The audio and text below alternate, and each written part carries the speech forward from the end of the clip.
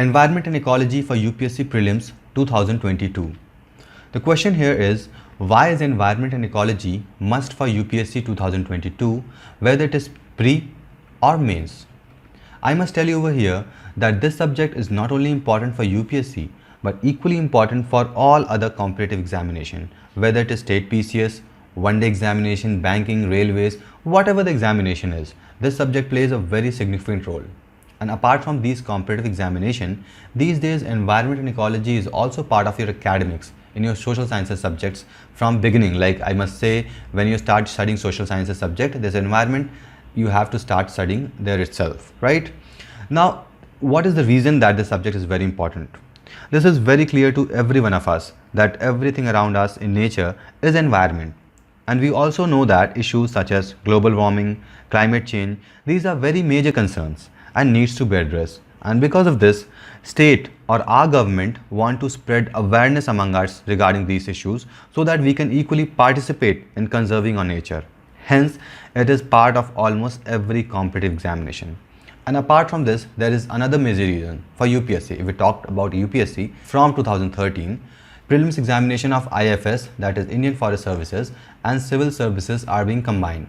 Now, what does this combination indicate? We know that environment and ecology is a huge part of IFS syllabus, because in forest services you have to be part of environment and ecology. You have to conserve forest, the ecology in living in forest. These are to be taken care of. That's why environment is a major part of IFS syllabus. And in civil services also, environment subject plays a very significant role. So because of this, the weightage of environment in examination consistently increases. If not increases, it remains constant and somewhere at a good level. That means a good number of questions is being asked from this subject, right?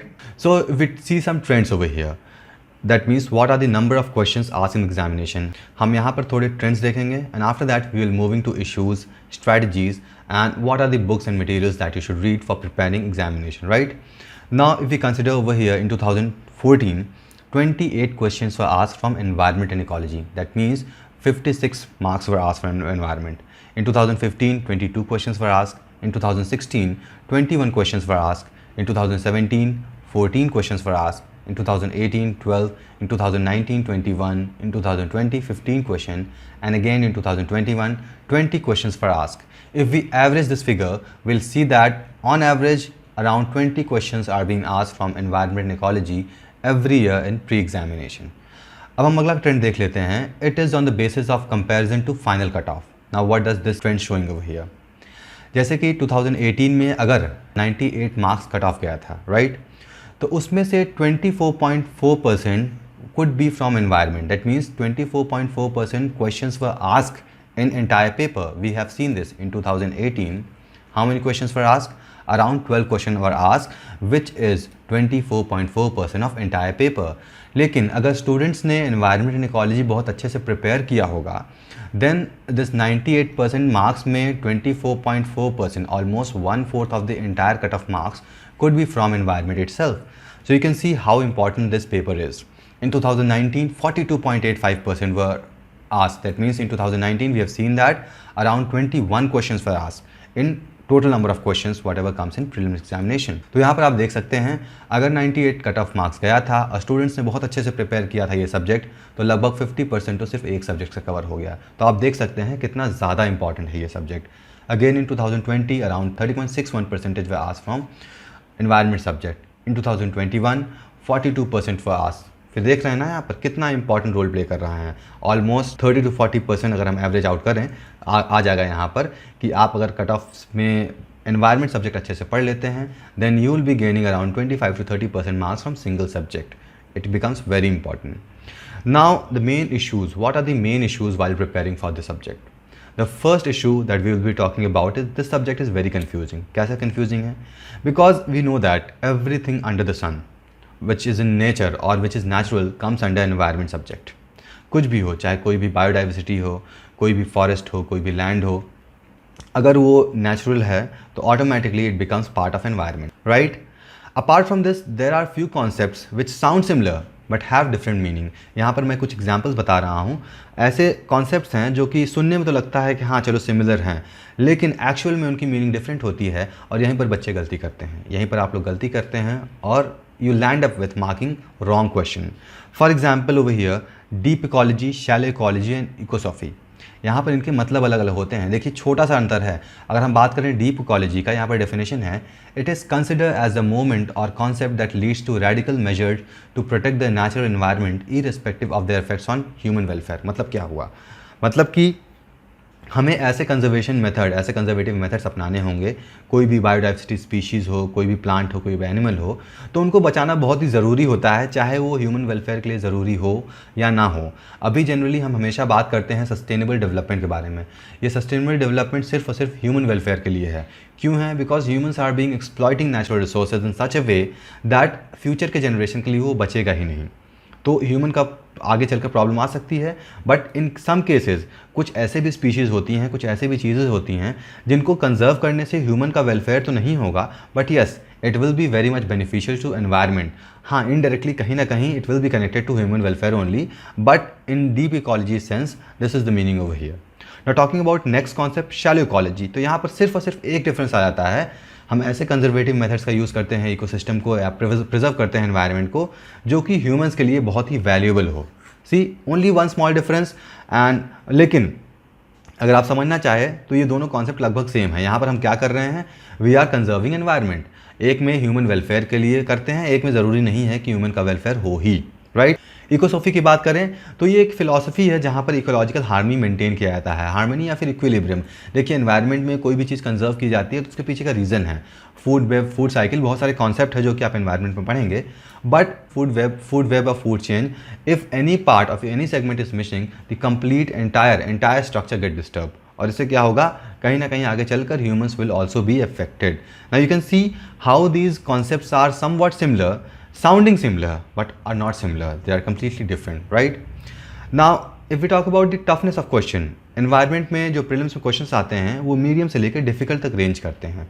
अब यहाँ पर हम बात करेंगे 2021 का compare करेंगे तो 2021 में लगभग 6 क्वेश्चन ईजी, बहुत ईजी थे. मतलब सिंपली डायरेक्टली वो कॉन्सेप्ट से पूछ लिए गए हैं. अब मीडियम से डिफिकल्ट तरफ जो रेंज कर रहे थे वो लगभग 14 क्वेश्चन थे. 2020 में वहीं एक क्वेश्चन था बहुत ही आसान था. 14 क्वेश्चन ऐसे थे जो कि मीडियम से लेकर डिफिकल्ट तक रेंज कर रहे थे. But if you are well prepared with the subject तो आपके लिए इजी, डिफिकल्ट, मीडियम कोई मैटर ही नहीं करता है. If you are well versed with the subject then these thing doesn't matter to you. It is just you have to read, understand carefully every concept of the subject, right? And also stay tuned with the current affairs. अगला problem जो आता है lack of guidance. Proper guidance नहीं मिल पाता है student को, इसीलिए ये पेपर प्रिपेयर करने में बहुत ही दिक्कत होता है. ट्रेडिशनली लोग क्या करते हैं, जो ट्रेडिशनल टीचर है आपको सारे स्टैटिक पार्ट पढ़ा देंगे या फिर पढ़ाते पढ़ाते पूरा आपको पीएचडी कराने की कोशिश करने लगेंगे. आपको बहुत ज़्यादा वो पढ़ा देते हैं जिसकी वजह से you start thinking that this subject is very huge, very vast. But ऐसा नहीं है. If you focus and read some concise material you will prepare everything that is important for examination and you won't be getting anything extra on your head, right? Now we'll see what are the strategies and book that you should read. तो first thing हम सबसे पहले देखेंगे आपको क्या पढ़ना चाहिए. देखिए एग्ज़ाम में क्या पढ़ना है वो तो इम्पॉर्टेंट होता ही है, क्या नहीं पढ़ना है वो ज़्यादा इंपॉर्टेंट होता है. तो यहाँ पर मैं बता दे रहा हूँ what you should read. Apart from these you can just exempt them, right? Now first is understanding the ecosystem. अब एनवायरनमेंट में इकोसिस्टम क्या होता है, कितने टाइप के होते हैं, कहाँ कहाँ होते हैं, ये सारी चीज़ें आपको समझनी बहुत ही ज़रूरी है क्योंकि यहाँ से क्वेश्चंस आते हैं. अगला है एनर्जी साइकिल, यहाँ से भी अक्सर क्वेश्चंस पूछ लिए जाते हैं. बायोडाइवर्सिटी, आपको करंट से अपडेट हमेशा रहना पड़ेगा. करंट में कौन से स्पीशीज़ एक्सटिंक्ट में, कौन से वनरेबल स्पीशीज़ हैं, these things comes from current section, right? Next is conservation of biodiversity. तो इसके लिए भी बहुत सारे प्रोटोकॉल्स होते हैं, बहुत सारे मीटिंग्स होते हैं, ये सब चीज़ें आपको ध्यान में रखना होगा. पोल्यूशन एक बहुत ही मेजर कंसर्न है जिसके वजह से ओजोन डिप्लीट हो रहा है, एयर क्वालिटी इंडेक्स घट रहा है, ब्रीदिंग प्रॉब्लम्स आ रही हैं. There are certain things and very important things which you have to read under pollution. Next is convention and outcomes. Again I talked about conservation of biodiversity. ये conventions में ही decide किए जाते हैं कि किन किन बायोडाइवर्सिटीज़ के लिए क्या क्या एक्टिविटीज़ करनी चाहिए. So these are very important part of syllabus and also questions comes arises from these sections. Environmental act and bodies. तो इंडिया में या फिर वर्ल्ड लेवल पे कौन से एनवायरमेंटल एक्ट्स हैं, क्या क्या ऑर्गेनाइजेशन है जो कि इसके लिए केयर करती हैं, these things you have to study. Next is climate change. अब क्लाइमेट शिफ्ट बहुत तेज़ी से हो रहा है. रीज़न इसका क्या है? Environment degradation. So again this comes a very important part, right? Now will see about books to prefer. Now these 2 books are published by Learn Finite. I am from LearnFinite and I forgot to welcome you to this YouTube channel. So now I am welcoming you to LearnFinite YouTube channel. LearnFinite is an edtech platform which helps you prepare for your competitive examination by studying and comparing with your study buddy. आप यहाँ पर इस platform पे आके आप पढ़ सकते हैं, आप अपने सिलेबस को बहुत अच्छे से फॉलो कर सकते हैं because we are providing a digital syllabus tracker. Apart from that you can study with your buddy and compare with what is level of yours and your friend at same time, right? So over here we have launched or we have published 2 books. One is RR series, that is Read, Revise and Remember for Environment and Ecology, static part. And apart from this we have got Annual Current Affair compilation for revision. अब ये दोनों book बहुत ही बेहतरीन हैं. Students are giving very positive feedbacks. I recommend that you should also purchase this book and see how much benefit you can get from this book, because these books are very concise, up to the mark, and whatever questions are being raised in prelims examination, those are things that are told to you. अब हम RRR series के environment ecology के बारे में detail में बात करेंगे. उससे पहले हम और बुक्स देख लेते हैं जो कि आपको रेफ़र करना चाहिए इस सब्जेक्ट को प्रिपेयर करने के लिए. तो सबसे पहले अगर आपको बेसिक कॉन्सेप्ट समझना है, जैसे बेसिक अगर आपको बिल्कुल नहीं पता है, एनवायरनमेंट के बारे में कुछ पता ही नहीं, आपने कभी नहीं पढ़ा है, and you have to learn some basic concept, then Majid Hussain book for environment and ecology is best book.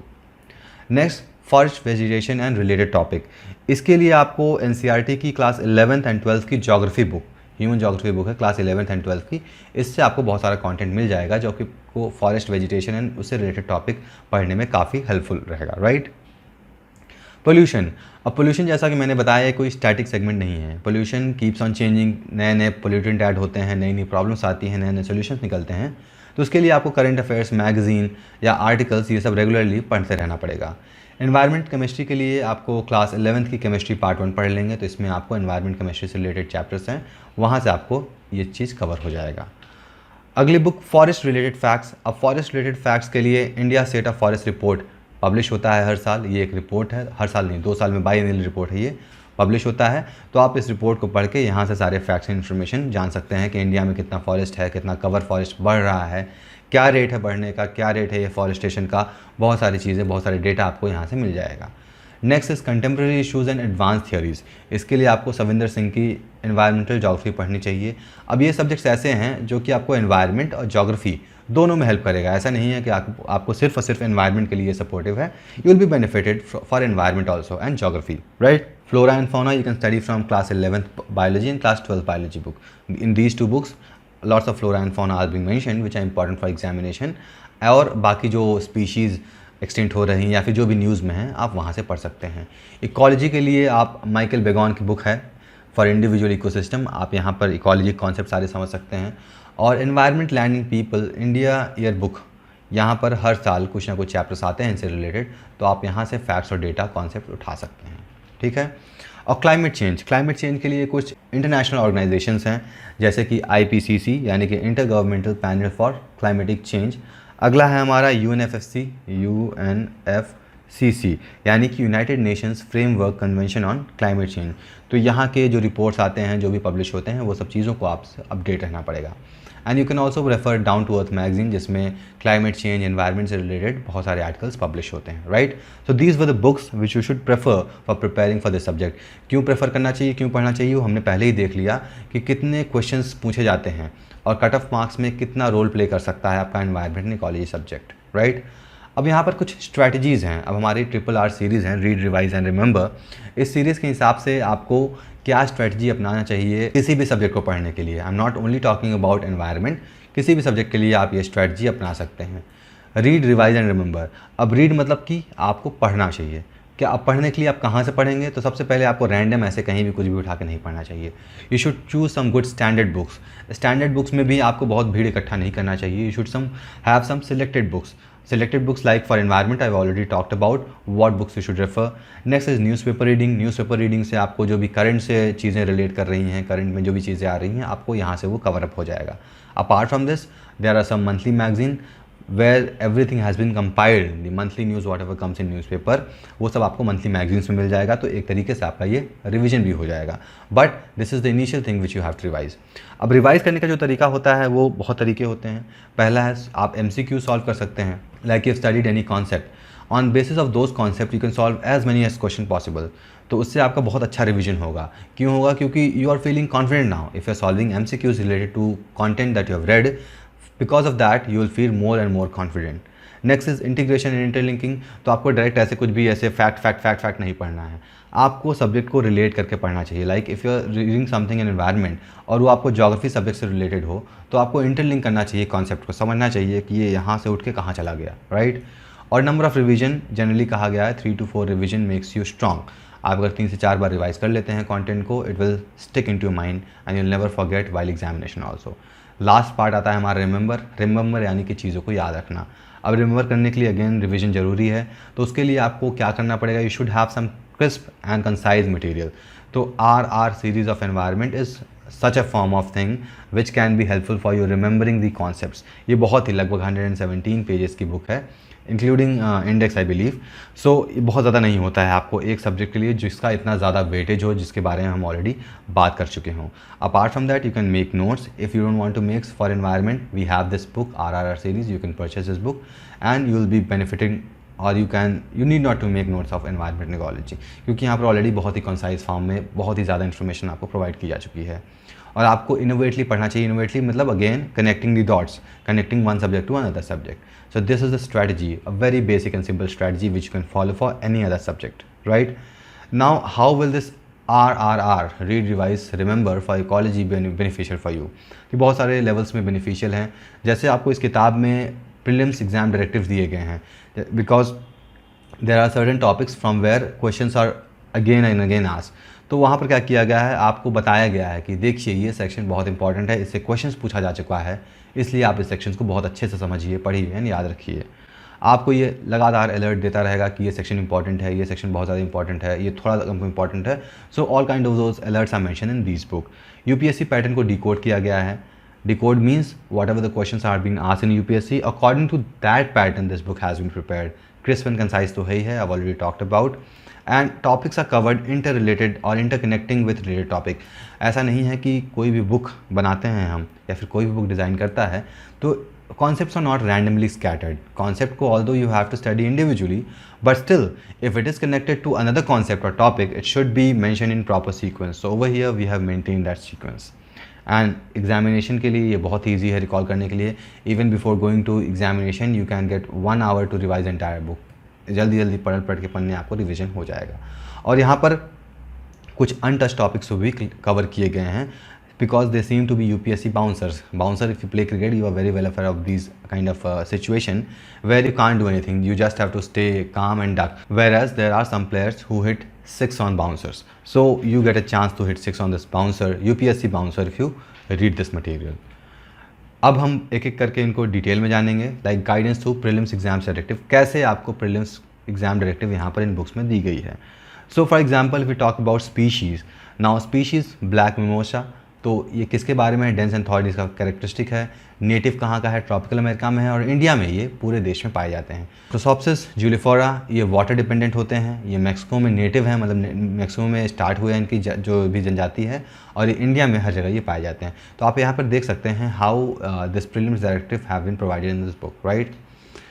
And after this, I also talked about decoding the UPSC pattern. So again, it is mentioned in very sequence manner, and in which questions are being asked, like list of air pollutant. So we know air pollutant consists of PM10, PM2.5, sulfur dioxide, nitrogen dioxide, carbon monoxide, ozone, NS3, PB, nickel, AS, benzene. So lots of chemicals are there. Now where we are mentioning that UPSC is asking sources of these pollutants each year. Questions are given. अब यहाँ पर देख सकते हैं, आपको यहाँ पर बताया गया है, बाकायदे बताया गया है कि भाई इसको पढ़ लो, बहुत ही इंपॉर्टेंट है, राइट। अब इसीलिए यहाँ पर सोर्सेज ऑफ सल्फर डाइऑक्साइड, यहाँ पर नाइट्रोजन डाइऑक्साइड का भी सोर्सेज यहाँ पर आपको मेंशन कर दी गई हैं बुक में ही, ताकि आपको कहीं और भटकना ना पड़े, ठीक है। Next scripts and concise. Now if you have to study about secure Himalaya project, in this book we have mention this, like what is source Himalaya, secure Himalaya project, what is aim, focus area क्या है इस project का, and then implementation कहाँ कहाँ होना है, authorities क्या क्या है, which agencies are involve, and IUCN इनका स्टेटस भी क्या है, ये भी यहाँ पर मेंशन किया गया है। So you can see how crisp and concise in single page, not even in single page, in such a small area we have told you everything about this project, whereas in some books lots of pages are being written for such small project in which everything is not important. आपके लिए जो important है सिर्फ वही दिया गया है. Our motto is read less, learn more. आपको बहुत पढ़ने की ज़रूरत नहीं है, लेकिन आपको सीखने की ज़्यादा ज़रूरत है, right? Untouched topics, जैसा कि मैंने बताया, there are certain topics which are untouched. तो यहाँ पर उन टॉपिक्स को भी कवर किए गए हैं ताकि आप यूपीएससी बाउंसर्स को बहुत अच्छे से प्ले करके क्वेश्चन सॉल्व करके मार्क्स गेन कर सकें. So this was everything about environment and ecology what you need to take care of. अब वीडियो को एंड करने से पहले I would like to tell you about our application Learn Finite. In Learn Finite, I've already told you this is an edtech platform in which you can prepare with your friends.